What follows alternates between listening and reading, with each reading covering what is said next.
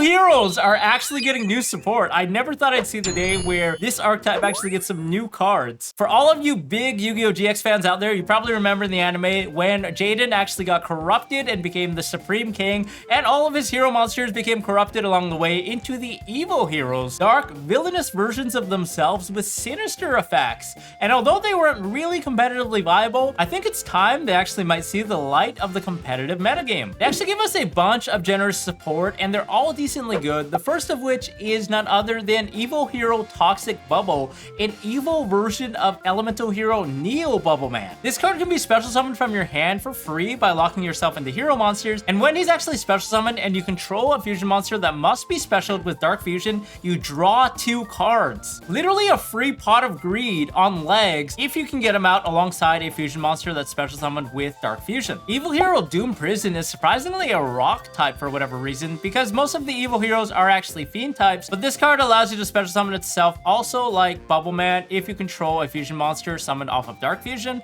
and you can actually send a hero monster from your deck to the graveyard as a cost to then make this card become a King of the Swamp. You can actually treat it as any fusion material. It doesn't have to be for evil heroes, so you can literally treat it as Elemental Hero Niels or even Elemental Hero Avian or Burstinatrix for the right purpose. Evil Hero Inferno Rider is a level 6 fiend. Yeah, you guys generally know what that means. So this card, when it's summoned, you can actually add a Dark Fusion from your deck or graveyard to your hand, and you can also banish this card and 4 other monsters from your graveyard to set a super polymerization from your deck, but it does lock you into hero monsters until the end of your opponent's turn. Also, after resolving this effect, it allows you to fusion summon Dark Fusion monsters that could only be fusion summoned off of Dark Fusion with other fusion spell cards, including cards like Polymerization or Super Polymerization. This card actually references the anime directly and is a card called Picador Archfiend that appears in O'Brien's Nightmare of Supreme King Jaden in the actual Yu-Gi-Oh! GX anime. So that's really interesting that they decided to make this into a real card. Evil Hero Niels Lord is a fusion monster that is literally Evil Hero Niels. This card is wearing the exact same armor as the Supreme King in the anime and can be made using either Elemental Hero Niels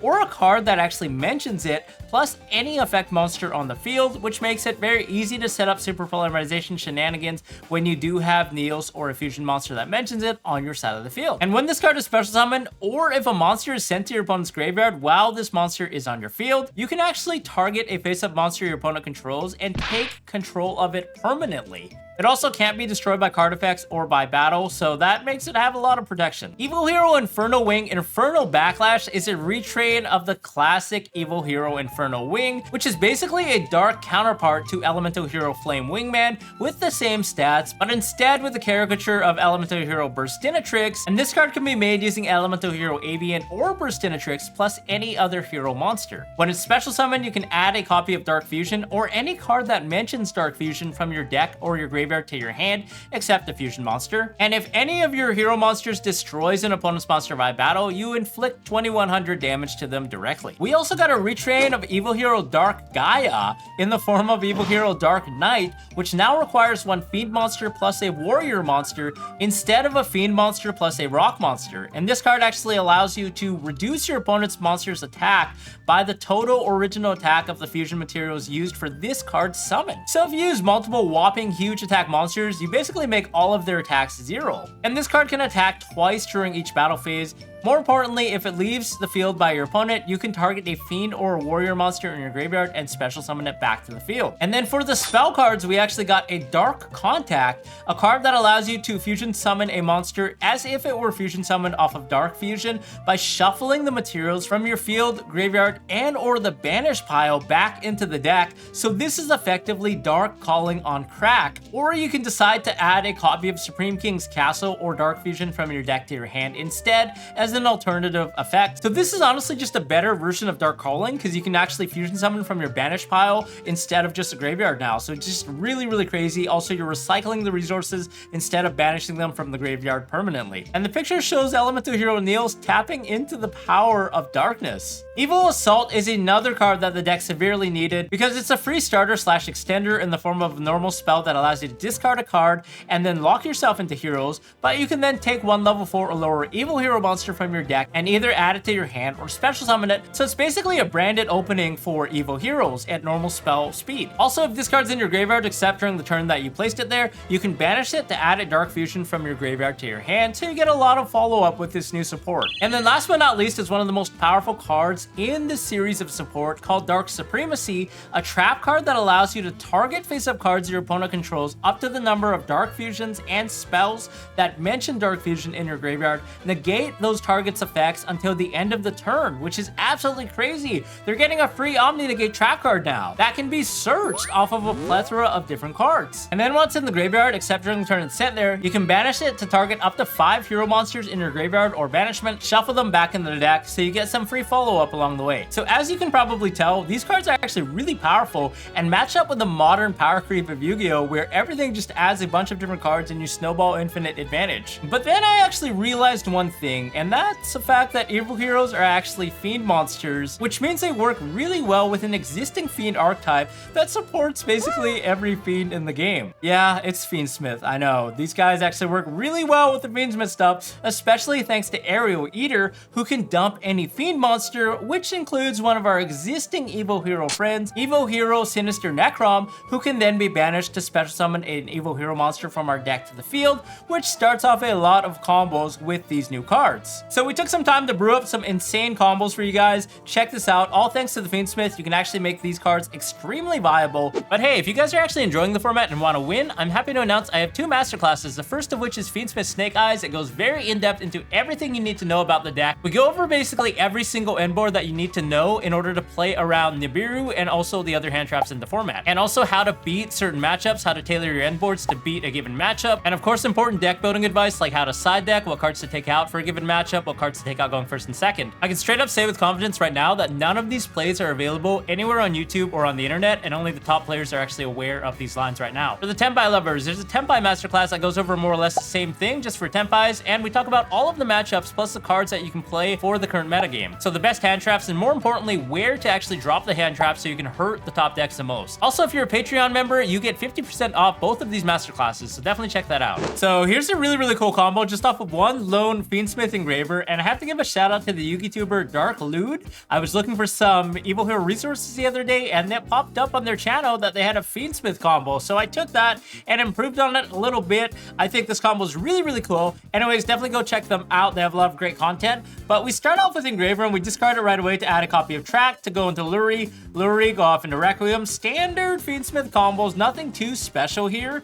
We are going to go off into Lacrima the Scarlet Sorrow, though. This is a brand new card coming out on Rage of the Abyss that actually allows you to foolish a Fiendsmith card when it's summoned, and it's really important to go into Lacrima here so we have enough light fiends in the graveyard to go off into sequence, and also have double Engraver in the graveyard to bring back Aerial Eater later on, because we are going to take advantage of that in this combo. So I did think earlier that maybe you could take advantage of the Necro Quip and do the same combo, but you actually cannot. It has to be specifically Lacrima the Scarlet Sorrow. We're going to use her effect to foolish a copy of the Engraver, and then we're going to bring back an Engraver by shuffling back either Requiem or Luri. Make sure that you do specifically shuffle back these monsters that we're about to do, because it does matter in the grand scheme of things. So we are going to go off into sequence here and use the effect to shuffle back Lacrima as well as Luri specifically, so we leave the 2 Engravers later on for Aerial Eater, which hits the table and then foolishes a copy of Evil Hero Sinister Necrom. Necrom can be banished from the graveyard to special summon an evil hero monster from your hand or your deck except itself,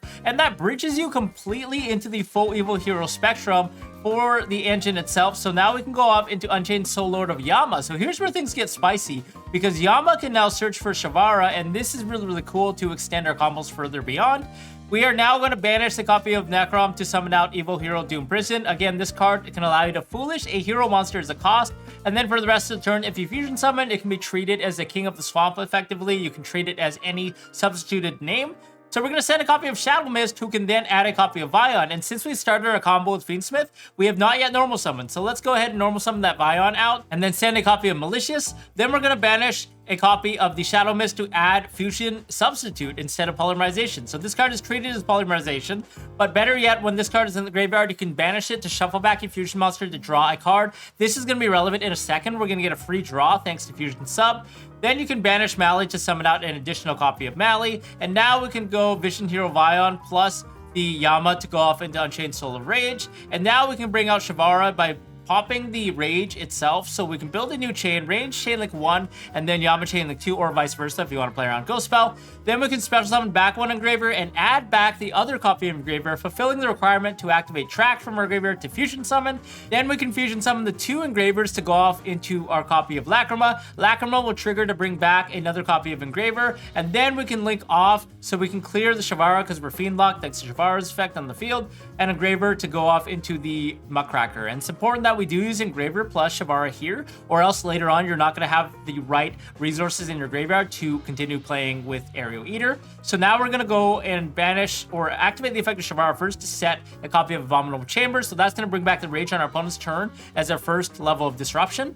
Then we're going to overlay for a copy of Beatrice. Beatrice will send the missing Evil Hero for our engine, which is Evil Hero Infernal Rider. Now from here, thanks to Muckracker, we can use the effect to discard the Fusion Sub for free. So again, this is where it's really relevant because you're getting a free discard off of Muckracker that gives you a draw later on. And of course, we can burn for 1200 with Lacrima, don't forget that. But then we can discard for free to bring back the Infernal Rider. Rider's effect or trigger, allowing us to add a copy of Dark Fusion. Remember that Muckracker does lock us into Fiends for the rest of the turn, so we kind of have to be careful what we do from this point forward.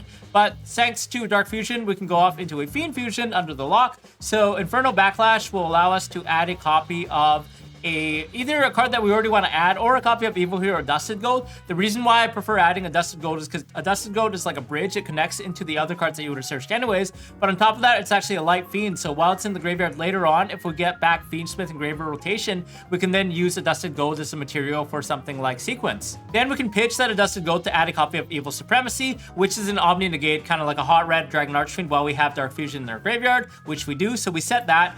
Then we can bring back the Aerial Eater and then banish the double copy of Engraver. Now, I just realized that Mally is actually at 3. So at the time I did this combo, I thought it was at 2. So technically you could leave Engraver in a graveyard and then banish a copy of Mally if we sent the Mally instead of the Beatrice. So you can kind of change up your combo a little bit. But I think if you do that, you're not going to be able to get a draw Fusion Sub. So depending on, what your hand is, you can kind of tweak that a little bit and then maybe get another body on the board. But here we can actually overlay into the DDD High Wave King Caesar. So we have a lot of disruptions here. Like, this is off one single Fiendsmith, and we get to draw a card off Fusion Sub by shuffling back the Lacrima. We have basically a drawn card in hand, which could be a hand trap. We have the guaranteed Beatrice to dump something like a Black Goat Lapse for disruption. We have a copy of the Evil Supremacy to Omni Negate any card on the field, thanks to having the one copy of Dark Fusion in our graveyard. We have a copy of the Unchained Soul of Rage that comes back to link off something and then go off into SP to banish something else. So that's another 2 disruptions minimum, not even counting the other banish off SP. Then we have, of course, the High Wave King Caesar to negate summons. So this is between 5 to 7 disruptions off of one card, and it's made possible thanks to the Evil Hero stuff. I mean, yeah, you can argue there's some bricks associated in the combo, but if you're playing heroes, you're already playing cards like Mally and Shadow Mist and Vion probably, so are they really bricks, or, are they a part of the engine? I don't know, you guys tell me, but I thought this combo was really cool with just one Fiendsmith, and there's basically no real lock, so you can do this freely thanks to the Fiendsmith stuff, and thanks to Sinister Necrom, as well as Aerial Eater. So one thing that was also brought to my attention is the fact that Evil Hero Dusted Gold, again, is a light Fiend monster, which means you can actually go into the Fiendsmith combo by normal summoning a Duster Gold, which is kind of ridiculous. Alone off of this card, you can discard to search something, but there isn't really anything that's a full combo starter on its own. So instead, if we just normal summon it and go off into Requiem, it's going to be a little bit weaker than what we previously had because we have to burn off our normal summon early, but it's still quite good, given that otherwise, this card doesn't really do anything on its own. So we just go into Lacrima, same kind of combo here, Foolish for the Engraver, bring back Engraver, and then we can go off into Sequence, shuffle back the 2 lights to go off into Aerial Eater, Foolish a copy of Necrom, go into the Yama, into the Shavara. Necrom will banish to summon out the Doom Prison. So we can't really go for Shadow Mist here because we already normal summon, so there's no point searching for a hero monster. Instead, we can just go directly and Foolish the Infernal Rider, because we don't have enough materials for Beatrice anyways later on in this combo, and then here we go off into Soul Rage. So you can see it's a little bit weaker than the previous combo, but it's still semi-good because, again, like, just outfitting off of one Duster Gold is pretty good, all things considered. So now we're going to go off into Shavara, pop the Rage, and then Rage can actually trigger here to add back the Engraver, as well as Yama, bring back the Inferno Rider. New chain, we use Inferno Rider, bring a copy of Dark Fusion to hand, and then we can pitch the Engraver that we haven't used yet. Remember, we just normal summoned the ADUSTED Gold, so this allows us to bring it back to hand, go to track, and get a free copy of either Lurie or the ADUSTED Gold. So the first combo I'll show you guys is adding a copy of ADUSTED Gold itself, because we haven't used the effect yet in the hand. So then we can pitch the Dark Fusion off of the track to fulfill the requirements, and then we can pitch the ADUSTED Gold to add a copy of Evil Supremacy. So now we just overlay into DDD High Wave King Caesar, and we have an Omni Negate to protect it, and that's off of one single ADUSTED Gold, so just really nice. And of course, in this combo, we have the Engraver and Graveyard to fulfill for the extension plays next turn as follow-up, and we also have the Arrow Eater that we didn't actually use in this combo, so I couldn't find a way to actually put 2 Engravers or 2 level 6 or higher same attribute fiend types in the Graveyard. It's ironic that these guys are all at different attributes, unfortunately, but if you had any other extender, maybe you could bring back the Arrow Eater and continue comboing. So that's another combo that you can actually do off of ADUSTED Gold itself. So here's another combo off of ADUSTED Gold that gives you an extra disruption. It's more or less the same combo, but it kind of deviates in the end there when we actually do use the effect of Tracked. So here we're just going to do this exact same thing. Arrow Eater, foolish copy of Necrom, go into Yama, into Shavara, and then trigger Necrom, go into Doom Prison, send Inferno guy, Rage, pop Rage, bring back a copy of Engraver, bring back a copy of the Inferno Rider, add a copy of the Dark Fusion. Now here is where it deviates a bit, so we go for Track,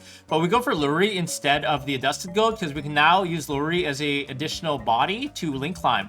So what we can do here is actually link climb the Inferno plus the Shavara to go into Moon, because again, we were fiend locked under the Shavara, so get that off the table, but we can also trigger it now to set a copy of Chamber. And then from here, we can actually banish the copy of Track and then fuse these two. You can obviously use Dark Fusion to fusion summon anyways, because it can fuse for any fiend fusion monster, and that protects it from targeting. But, you know, at this point, you assume your opponent doesn't have any targeting disruption, so might as well use the Track and keep the Dark Fusion in hand instead, because it can summon any monster versus just Fiendsmith monsters with Track. Then Lacrima can bring back the copy of the Engraver to go in the DDD. So this gives us, instead of the Omni Negate, you actually get Chamber. And Chamber effectively is another disruption, because you go off into the Rage, you get to deal with one body here, and then you go off into the SP. So that deals with another 1 to 2 bodies. So effectively, you get an additional disruption at the cost of not having an Omni Negate to protect something like your Caesar. So that's something else that you can definitely try out. So yeah, that's about it for the combos that I've been labbing in the past couple of days. What do you guys think about the Fiendsmith stuff in tandem with the Evil Heroes? I mean, the fact that they're all fiends is just very, very powerful, with the Fiendsmith stuff going off into Arrow Eater, into the Necrom as well, just to bridge everything together. I thought that was really cool. And the fact that you can kind of do both ways, you know, much like Snake Eyes, how you can do it with Fiendsmith to go off into the Evil Heroes, as well as the Evil Hero ADUSTED Gold to go off into the Fiendsmith stuff. So I just thought it was really cool, but I'd love to hear your guys' thoughts on the Evil Heroes. Let me know in the comments below. Also, let me know if there are other combos that you guys discovered, because there are infinite combos, I feel like, with the Fiendsmith stuff, and these are only 1-card combos, so there's probably some crazy 2-card or 3-card combos out there. Let me know in the comments below. I'll see you guys next video. Thanks a lot for tuning in. Bye-bye.